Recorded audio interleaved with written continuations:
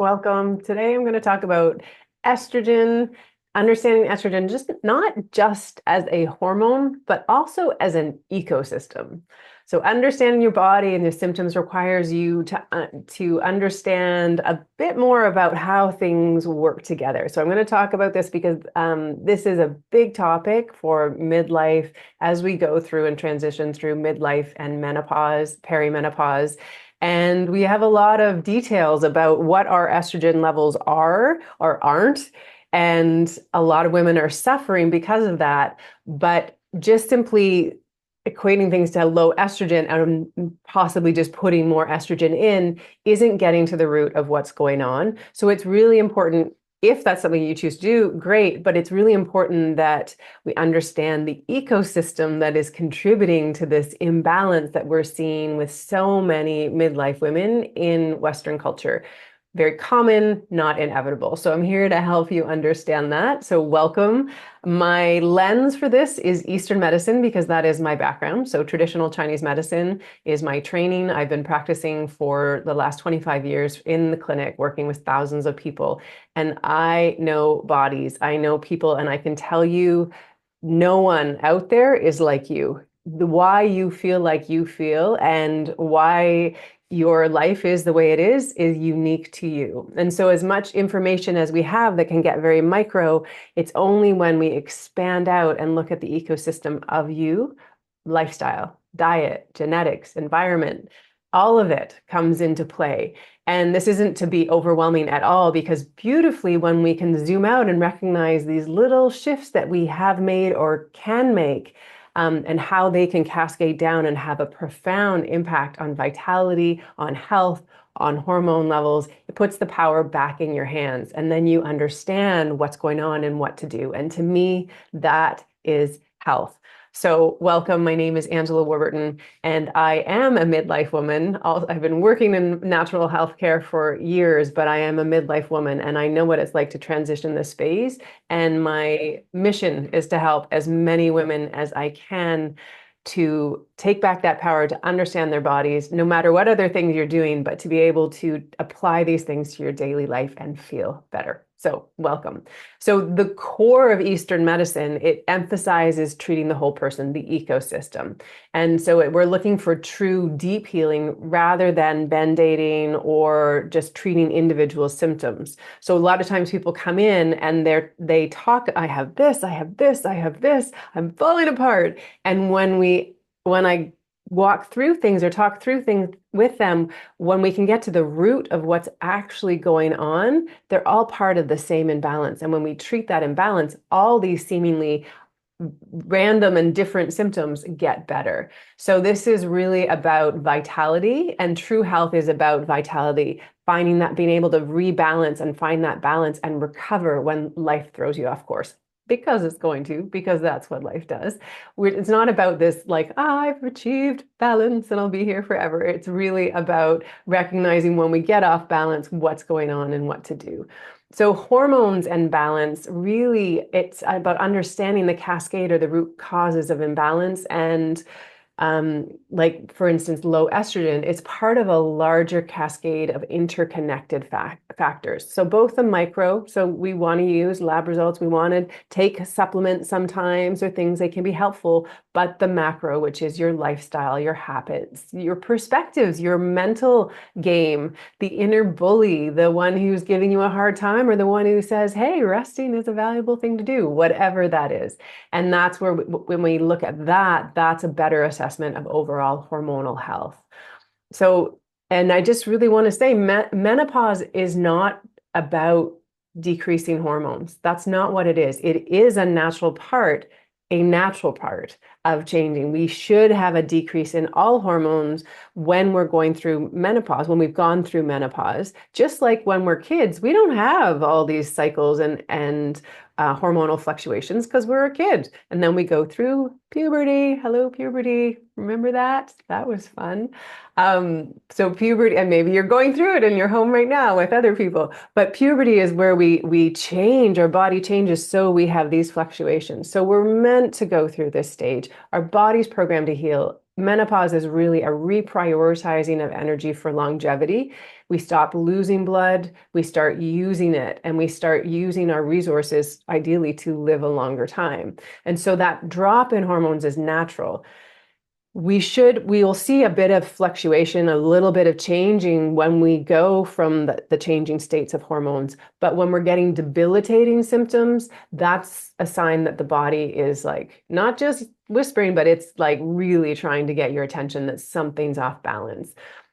I see off the charts in North America, in particular, Western cultures, women experiencing debilitating symptoms more than any other time in history and any other place in the world. Yes, there have always been people that have struggled in some way, but the number of women that are struggling is off the charts. And I think I relate that a lot to cultural influences, the unbelievable pace of our life, how much information, how much doing, how much the busyness is there, and poor food. Whether even if you're eating well, the quality, the nutrients that are actually available in the food that we're growing has decreased significantly. And also how we have a very, a culture that's we've lost our respect for the third stage of life, elderhood, the wise woman years.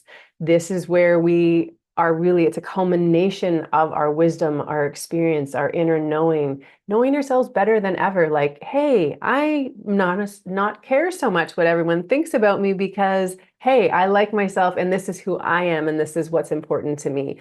Do so respectfully, but when we stop caring as much and we start knowing ourselves better, this is an incredibly powerful time of life in this third stage of life. But we have a culture that really does, I'm not going to go too much into this, but prioritizes youth. So just the aging process can be something we're pushing back against, even though it's incredible, it's absolutely natural. This is the direction we want to go, because if we're not aging, we're not living, and we want to live as long and as healthy and vibrant as we can. So, so I see a lot of these subtle things that are impacting women's health and how they're experiencing this life transition. This is one of the big life transitions: birth, puberty, menopause, death down the road. So we are, yes. So there you go. So, so when we look at estrogen, I'm going to just talk about estrogen particularly, in particular today, because that is one that often women are we're focused on because it can have huge effects, and it is a buffer. It's something that protects our brain, it protects our heart, and when we're out of balance, it can have a lot of symptoms. We have a lot of symptoms that show up that are really not comfortable. So estrogen is considered a non-essential hormone. It's not necessarily looked at as a survival hormone. It's not looked at as a survival hormone, though it does affect our survival long-term, but short-term. And because the body's always going to prioritize the hormones that are there for survival, estrogen sometimes gets put on the back burner, meaning resources will go towards producing hormones that are for survival. Hello, cortisol. So that's something to know, that if we are living at a pace that's outpacing our natural ebb and flow of energy out, doing, resting, sleeping, energy in, when we're out of that sacred balance, we call it yin and yang in Chinese medicine, then we are getting into overdraft. So if you've been listening to me for a while, I talk about this quite a bit because it's really important.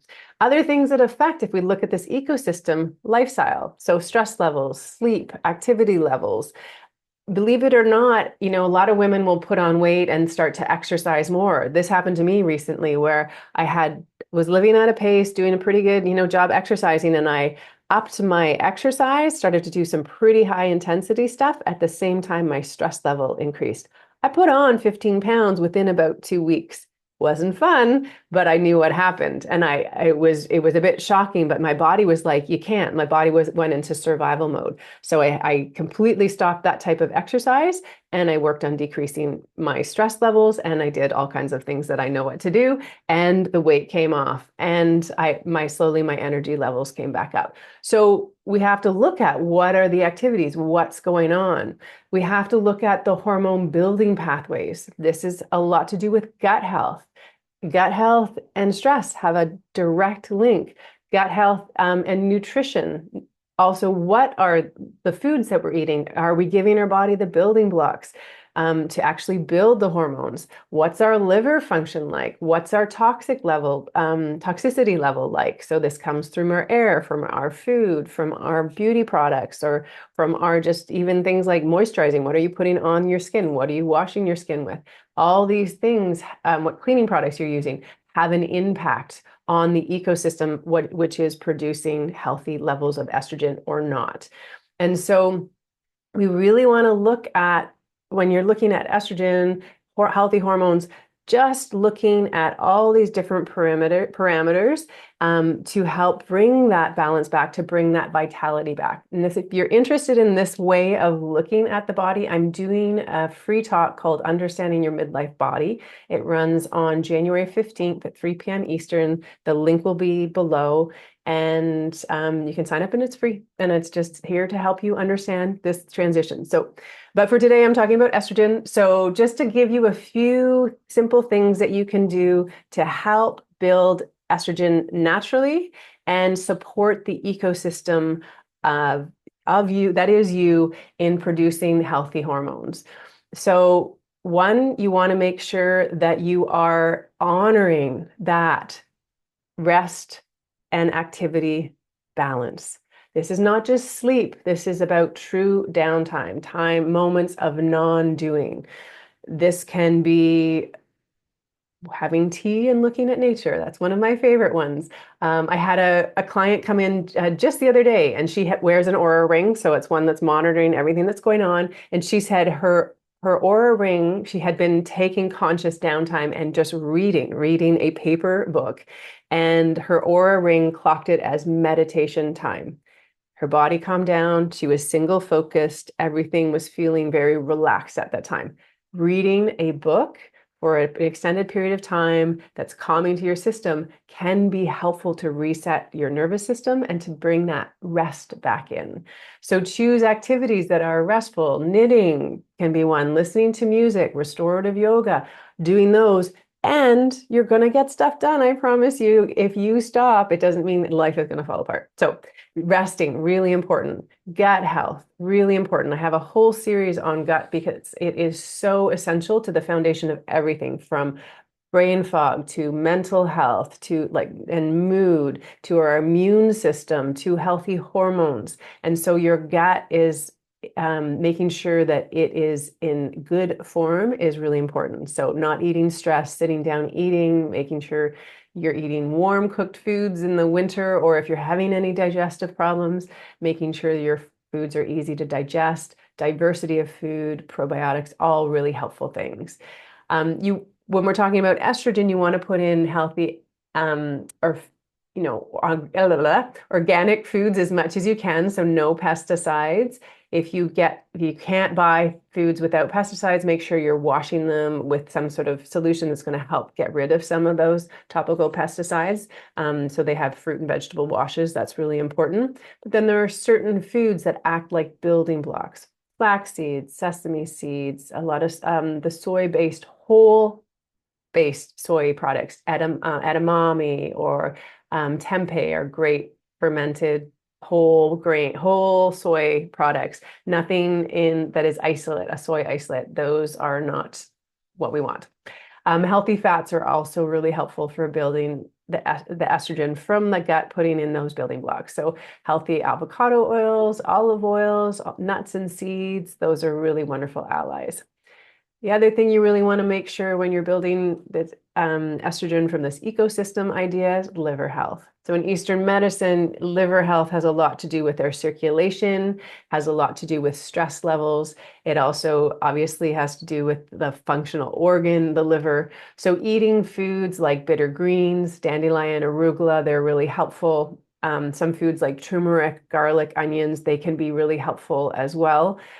Green foods in Eastern medicine, we say, are really helpful. So all those can be helpful while minimizing the things that are going to tax it. Refined sugars, processed foods, anything with a lot of additives, preservatives, coloring, even supplements. If you're a huge supplement person and you're taking a lot of synthetic supplements, they have to be processed through the liver as well. And and so just eating those things. And also liver really it's the system that shows up with stress. So when we're pushing ourselves too hard, when this is what happens for me, I will start to get really tight. My shoulders up here, this is the liver channel or gallbladder channel paired with the liver up here. If you're getting tightness in your ribs, if you're getting if you're still menstruating, you get a lot of period pain. If you've got constipation or that IBS where you're alternating, this is a sign that this liver system needs tending to. So just looking at how just the simple pathway of building healthy estrogen, there's so many components that are part of that. The beautiful thing when we tend to these different components, we feel better. You will feel better if you get a little more rest, eat foods that are going to be like whole foods that are going to give you the building blocks for not only estrogen, healthy estrogen, but all the other components of what comes with your eating vegetables and fruits and healthy foods as well.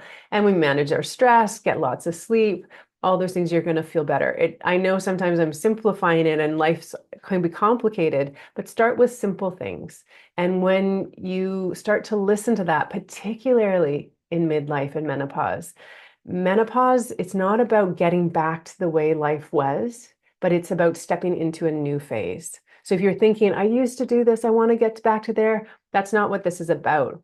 But this stage can, when you transition through midlife and menopause, what's on the other side can be a life more authentic, more aligned, and more satisfying than anything from the past. We can't do everything, but what we're going to do ideally is things that are more aligned and feel more exciting for us. And it's when we put our passions into play. So really, if you can start to embrace this phase of life, listen to what needs to go, what wants to come, and take small daily actions to honor yourself, taking breaks, having honest conversations, whatever that is, this will help the ecosystem of your estrogen and the ecosystem of you. So I hope that made sense. There's a lot there. It's general and specific at the same time. I hope you got something out of that. If you want more, please come to my free talk on January 15th, Understanding Your Midlife Body. And we're going to talk a lot more about this whole ecosystem idea and very specific things related to midlife. I'm going to put some links for some of my gut series and my liver health series as well. And if you have requests or comments, they're always welcome. They are always welcome. If you like this, hit like. If you think someone else that you know would benefit from it, please forward it on. I am here to serve and help you with little things that you can do and just taking back some of that control around this midlife time and beyond, because everything I'm offering you here, it's going to be really impactful for midlife if you're struggling, but it's going to be really helpful for you long-term as well. So thank you for being here. Thank you for listening to all that. And I will hopefully see you on my free talk. There is a recording. And if not, I will see you next time. Bye for now.